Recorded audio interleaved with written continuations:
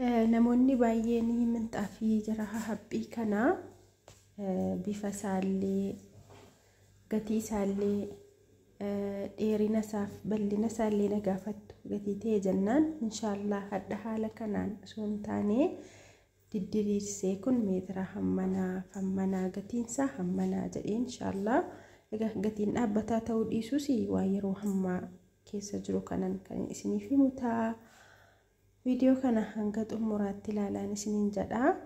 Assalamu alaikum wa rahmatullahi wa barakatuh. Kabajamtoota hordoftoota koo jirra jirtu nagaa keessanii fayyuma alhamdulillah nagaa kooti egaa babbadeen jira inshallah amri kulli rabbi falaafisu video kana like godhaa akkasumallee hiriyoota keessanii namoota meeshaa garaagaraa biyya keessaa barbaadaniif share godhaa.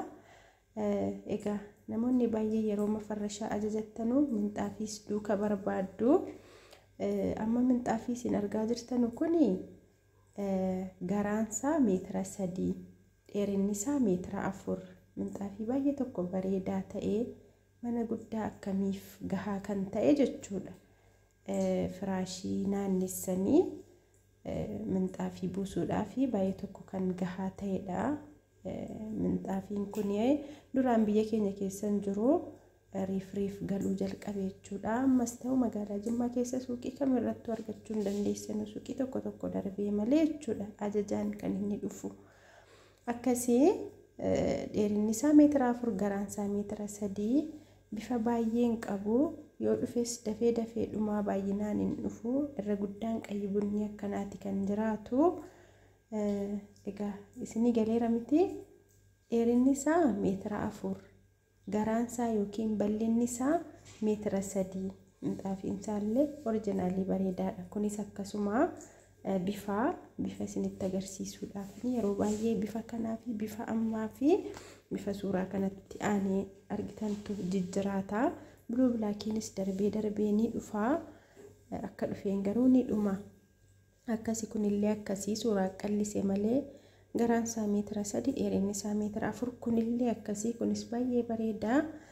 Egaa minxaafiin kun yeroo hammaa kana gatiinsa birrii 12,000 dabalaa jira. Hadhaa akkasii gaabur rabbuma beekaa akkasinis niin jedha hordoftoota koo yeroo ammaa kana biyya keenya keessa gatiin meeshaalee bakka tokko dhaabbataa hin jiru olumaa gadii jajjadhaara inshallah. Kunillee sanuma na jalqaba irratti ka guddaarraa kaasee gara xiqqaattan isinii deema hunduma isaa tartiibaan bal'inaaf guddina isaatiin gatii isaatiin garuu an isa sadarkaa tokkoffaatti kan inni isinitti himu meeshaa kamiyyuu guddinaaf bicinaa wal hadhabu saayiziidhaan gatii irratti wal hadhabuu malee oriijinaaliidha jechuudha. Minxaafiiwwan kunneen kan isinitti agarsiisaa kun akkasii hordoftoota koo kunillee sanuma baay'ee tokko gahaadha bakka mana kamiifiyyuu bal'inaanis dheerinaanis baay'ee tokko gahaa kan jedhamudha. Miidhaadhaaf illee nama rakkisu haphiidha keessatti minxaafii isa kaareerra buufachuudha badaa bareedaadha. Maalii fi minxaafii inni kaaree guddaadha ni ulfaata hamma kaasanii miicuudhaaf.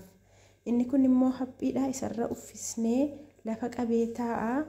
Minxaafiin inni kaaree sun lafa nuu qabsiisa si kana yeroo irra buusnee arasiin kun irraa qoshoostu irraa kaasnee miicina jechuudha. Akkasii namoonni minxaafii isaa baasaantii isaa jabeenya sana bitachuu fi isiniin mijoofne sakaaree bitattanii kaatanii si kan akkana haphii kana xaalirraan godhattu.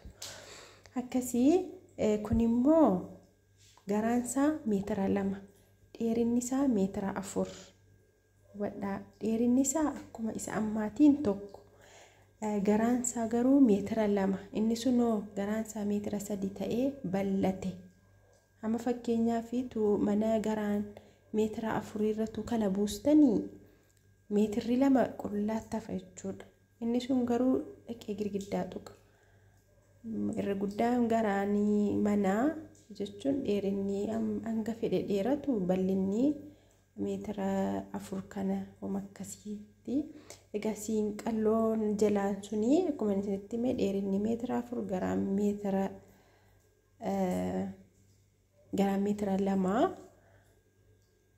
birrii 8,500 isiin irra keessaa bluu bilaakii kun immoo dheerinni meetira 3 garaan meetira 2 3.2 jedhama. meetira 3.2 minxaafii 3.2 jedhamti isiin kun. Egaa jidduudhuma wayii xaalli godhachuudhaaf yookiin immoo mana xiqqaa fakkeenyaaf mana firaashii 3 wayii nyaattuuf ni geessi. Mana firaashii 3 qabattu. Akkasuma mana firaashii 4 qabatuufis egaa daarii qaqqabuu dhiisus ni gahaa. Akkas isiin irra keessaan kun yeroo ammaa kana birrii 6,000 isuma andanyaa isaatiin jechuudha. Dheerinni isaa meetira 2 garaan isaa meetira 4 gara dhiifamaa garaan isaa meetira 2 dadhabeen jira sagalee namoota baay'ee waa'ee minxaafii kana nagaafataa irratti uffaneen saatii kanatti sagalee isinii viidiyoo isinii waraabaara malee dadhabeetiin jira.